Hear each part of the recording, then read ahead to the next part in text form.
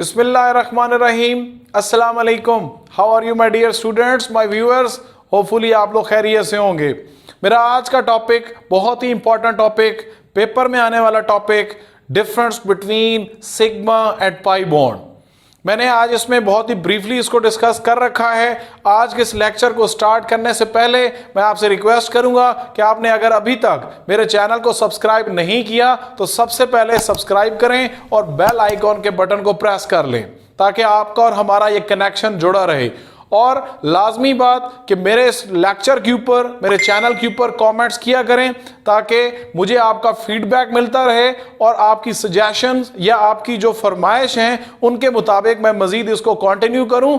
और मेरे लिए ये फीडबैक बहुत ज़्यादा नेसेसरी होता है, मुझे मजीद काम करने के लिए मुझे बहुत इसकी ज़रूरत होती है। इसको लाइक करें, इसको शेयर करें ताकि ज़्यादा से ज़्यादा लोग इससे मुस्तफ़ीद हों। सो अब चलते हैं हम अपने टॉपिक की तरफ। हमारा टॉपिक है difference between sigma and pi bond. So मैंने यहाँ पे पॉइंट्स जो लिखे हैं, सबसे पहला पॉइंट हम देखते हैं, sigma it is form by head to head overlap, जिसको हम लीनियर ओवरलैप भी कहते हैं या हम कहते हैं विद देयर एक्सिस और एंड टू एंड। ये सारे वर्ड्स आप लिख सकते हैं इसकी ओवरलैपिंग में ऑफ टू एटॉमिक ऑर्बिटल्स, क्योंकि हमने पढ़ा था कि एटॉमिक ऑर्बिटल वही ओवरलैप करते हैं जिनके अंदर क्या होते हैं, हाफ फिल्ड इलेक्ट्रॉन्स होते हैं। सो इसलिए वो हेड टू हेड ओवरलैप करेंगे तो वो सिग्मा बॉन्ड बनेगा। जबकि पाई में क्या देखना है आपने, it is form when two p orbitals overlap with their axis parallel, यानी साइडवेज टू ईच अदर। अब देखिए यहां पे मैं शॉर्टली थोड़ा सा आपसे डिस्कस कर लूं कि मेरे पास फॉर एग्जांपल अगर मेरे ये हैंड जो मेरी फिंगर्स हैं, अगर ये इलेक्ट्रॉन्स हैं और मेरी ये जो एल्बोज में है ये न्यूक्लियस हो, तो ये ऑर्बिटल इस तरह से क्या करेंगे, ओवरलैप करेंगे। तो जब ये इलेक्ट्रॉन ओवरलैप करेंगे तो हेड टू हेड ओवरलैप हो गया, इसे हम क्या कहते हैं, सिग्मा बॉन्ड। जबकि पाई बॉन्ड में क्या होता है कि अगर फॉर एग्जांपल ये मार्कर इलेक्ट्रॉन्स हैं और ये साइड बाय साइड ओवरलैप कर रहे हो, तो अब आप देखें वही एल्बो से इनका डिस्टेंस क्या है, वो ज्यादा है। तो इस साइड बाय साइड या पैरेलल ओवरलैपिंग को हम क्या कहते हैं, pi bond. Okay, next point, symmetrical electron cloud density along the bond axis. जबकि इसमें क्या है, अनसिमेट्रिकल इलेक्ट्रॉन डेंसिटी। देखें सिमेट्री का मतलब होता है इक्वल। अगर वो इलेक्ट्रॉन इक्वली दोनों एटम्स के साथ इन्वॉल्व हो हम उसे सिमेट्रिकल कहते हैं। जबकि आपको पता है कि पी सबशेल में जो 3p ऑर्बिटल्स हैं, px, py एंड pz, ये डंबल शेप के होते हैं और डंबल शेप में हमारे पास 2 लोब्स होती हैं। तो जब वो आपस में साइड बाय साइड ओवरलैप करेंगे तो इलेक्ट्रॉन का जो क्लाउड है वो या ऊपर मौजूद होगा या नीचे होगा। जैसे मैंने यहां पे ये डिवाइड कर दिया है कि या इलेक्ट्रॉन का पेयर ऊपर होगा या नीचे होगा। अब ऊपर है तो नीचे नहीं है, सो दिस इज अनसिमेट्री, कि वो अनसिमेट्रिकल होते हैं electron cloud density along the bond axis. Next point, it is strong bond. ये very very important question paper में आता भी है कि ये स्ट्रॉन्ग क्यों होता है सिग्मा बॉन्ड। तो आप लोग बड़ा अपना कॉन्सेप्ट क्लियर रखें। हमने पढ़ा था वीबीटी के पोस्टुलेट्स में ही। अगर आपने वीबीटी का लेक्चर अभी तक नहीं देखा मेरा, तो आप ऊपर सर्च में जाएं और वहां पे लिखें VBT valence bond theory by MJ Niazi, तो इंशाल्लाह वो सारे पोस्टुलेट्स वहां पे मैंने डिस्कस किए हुए हैं। सो उसमें हमने कहा था कि overlapping is directly proportional to release of energy and directly proportional to the strength of the bond. So अगर कम हमारे पास ओवरलैपिंग होगी तो कम एनर्जी रिलीज होगी, लेकिन अगर ओवरलैपिंग ज्यादा होगी तो एनर्जी भी ज्यादा रिलीज होगी, जिससे बनने वाला बॉन्ड ज्यादा स्टेबल होगा। तो इसलिए हमने कहा कि ओवरलैपिंग क्योंकि सिग्मा बॉन्ड में ज्यादा होती है इसलिए ये बॉन्ड स्ट्रांग होता है। जबकि पाई में क्या होता है, वो साइड बाय साइड ओवरलैपिंग हो रही है, तो साइड बाय साइड ओवरलैपिंग इतनी ज्यादा नहीं होती as compare to sigma bond. इसलिए आपको अब ये क्वेश्चन आ जाता है, हम क्या कहते हैं कि due to lesser overlap of the orbitals, ये क्या होते हैं, ये वीक होता है पाई बॉन्ड। एक और क्वेश्चन पाई से रिलेटेड आ जाता है कि ये ज्यादा डिफ्यूज क्यों होते हैं, तो आपने याद रखना है क्योंकि ये अबव और बिलो द बॉन्ड एक्सिस होते हैं, इनमें लेस न्यूक्लियर अट्रैक्शन होती है, इस वजह से ये डिफ्यूज ज्यादा होते हैं as compare to the sigma bond. Next, it is form between atoms which are not already bonded. Very important point कि हमेशा जो पहला बॉन्ड होता है वही सिग्मा होता है, तो इसके लिए किसी पहले से बॉन्ड की जरूरत नहीं पड़ती।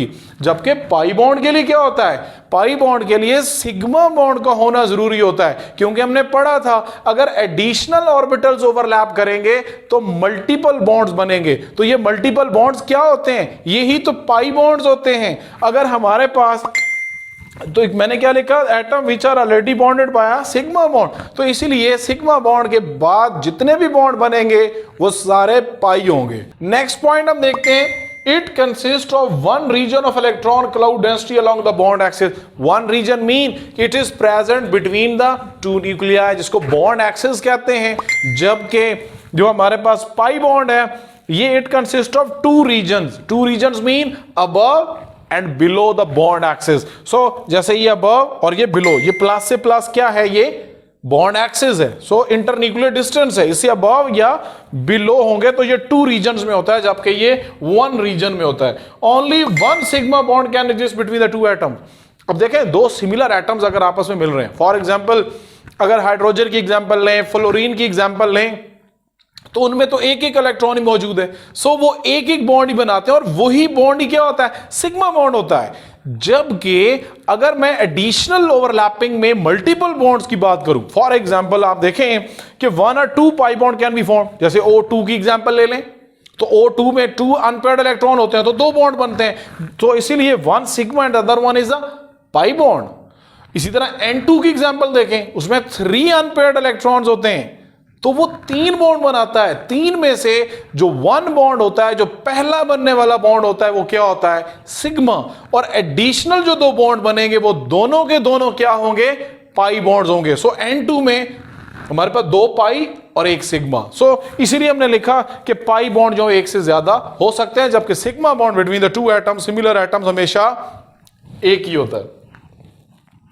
नेक्स्ट पॉइंट हम देखते हैं, सिग्मा इलेक्ट्रॉन्स आर लोकलाइज्ड, जबकि जो पाई इलेक्ट्रॉन्स है may not be localized in the pi bond. देखें, पाई इलेक्ट्रॉन्स लोकलाइज नहीं है। लोकलाइज का मतलब क्या है, एक जगह पे फिक्स होना, एक ही जगह पे मौजूद होना।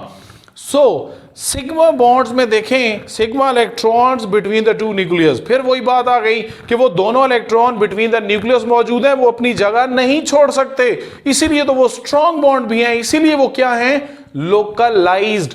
जबकि जो पाई इलेक्ट्रॉन्स हैं वो ऊपर मौजूद हैं या नीचे हो सकते हैं, तो वो क्या हैं कि वो लोकलाइज्ड नहीं हो सकते। Next point, the shape of the molecule is determined by the sigma bond. अब ये वेस्पर के टॉपिक में मैंने ये पोस्टुलेट्स में बताया हुआ है। अगर आपने वेस्पर का मेरा लेक्चर भी नहीं देखा तो ऊपर सर्च में टाइप करें VSEPR theory by MJ Niazi, तो वहां पे ये चीज आपको मिल जाएगी कि जो इलेक्ट्रॉन के पेयर्स होते हैं, either it is a bond pair और the lone pair, are helpful to determine the geometry of the molecule. Geometry देखना चाहते हैं तो आपको ये देखने पड़ेंगे इलेक्ट्रॉन पेयर्स। लेकिन फिर हमने आखिरी पॉइंट में भी देखा कि जो मल्टीपल बॉन्ड्स होते हैं, they behaves like a single bond while determining the geometry of the molecule. इसका मतलब क्या है, क्योंकि उनका बॉन्ड रीजन जो होता है, बॉन्ड एक्सिस के दरमियान में ही इलेक्ट्रॉन मौजूद होते हैं, चाहे वो पाई के, मतलब अगर डबल बॉन्ड है तो 4 electrons, electron density between the two nucleus, चाहे वो ट्रिपल है तो भी वो 6 electrons between the two nucleus. So कहते हैं रीजन चूंकि एक ही होता है, सो इसलिए मल्टीपल बॉन्ड्स जो होते हैं, यानी पाई इलेक्ट्रॉन जो होते हैं, वो behave as a single bond while determine the geometry. So इसलिए मैंने यहां पे लिखा कि जो हमारे पास shape of the molecule is not affected by the pi bond, वो उसको अफेक्ट नहीं करते because they behaves like a single bond. Last point, atom can rotate freely around the bond axis, जबकि यहां हमने क्या लिखा, free rotation atom is not possible. अब सिर्फ इस रोटेशन की वजह से हम एक टॉपिक हमारे पास है ज्योमेट्रिक आइसोमरिज्म, जो इंशाल्लाह सेकंड ईयर में जाके आप लोग पढ़ेंगे।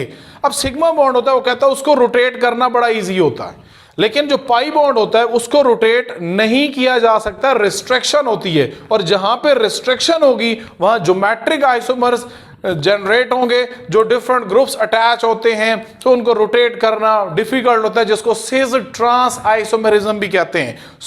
जहां पे रोटेशन पॉसिबल नहीं होगी वहां पे ज्योमेट्रिक आइसोमेरिज्म हमारे पास पॉसिबल होगी। अब हमने देखा कि पाई बॉन्ड जहां पे आ जाएगा वो रोटेट नहीं करने देगा। अगर आपने एनर्जी लगाई तो पाई बॉन्ड टूट जाएगा, because this is a weak bond, तो दोबारा सिग्मा बॉन्ड रह जाएगा, सिंगल बॉन्ड रह जाएगा, तो उसमें रोटेशन तो इजी हुआ करती है। हमने सिंपल ये टॉपिक भी मैंने यहां पे डिस्कस कर लिया कि ज्योमेट्रिक आइसोमेरिज्म के लिए रोटेशन हमारे लिए कितनी इंपॉर्टेंट है। सिग्मा बॉन्ड को रोटेट करना इजी होता है, जबकि पाई को रोटेट करना मुश्किल होता है, नहीं किया जा सकता।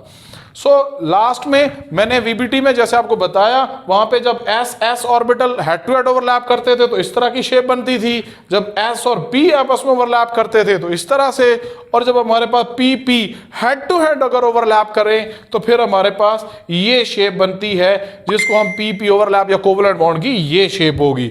जबकि आप पाई में देखें, हमारे पास जब हमारे पास पी ऑर्बिटल जो Y और Z जिसको हम कह सकते हैं कि जो साइड बाय साइड ओवरलैप करेंगे या पैरेलल फैशन में ओवरलैपिंग करेंगे, तो इस तरह से उनकी ओवरलैपिंग होगी, तो वो इलेक्ट्रॉन डेंसिटी अबव और बिलो, तो इस तरह से हम लोग पाई इलेक्ट्रॉन को शो करते हैं। So this is all about from my side. मैंने कोशिश की है कि यहाँ पे मैंने बहुत सारे पूरे फर्स्ट ईयर सेकंड ईयर से मैंने पॉइंट्स को इकट्ठा किया है। मुख्तलिफ की बुक्स जो आपके पास अवेलेबल होती हैं उसमें कुछ पॉइंट्स होते हैं, कुछ नहीं होते। आप ये सारे पॉइंट लिखें, 9 पॉइंट्स तो आपके सामने गिवन हैं, मैंने डिस्क्राइब भी कर लिया इनको। 10th पॉइंट आप एग्जाम्पल्स का डाल सकते हैं। 10 पॉइंट्स डिफरेंस के बहुत सफिशिएंट हैं, तो ये लॉन्ग क्वेश्चन में भी आप इसको बहुत अच्छे तरीके से आंसर दे सकते हैं। होपफुली आपका कॉन्सेप्ट भी क्लियर होगा और आपके नोट्स भी आज के इस लेक्चर से तैयार हो गए होंगे। Thank you so much. अस्सलाम वालेकुम व रहमतुल्लाह व बरकातुहू।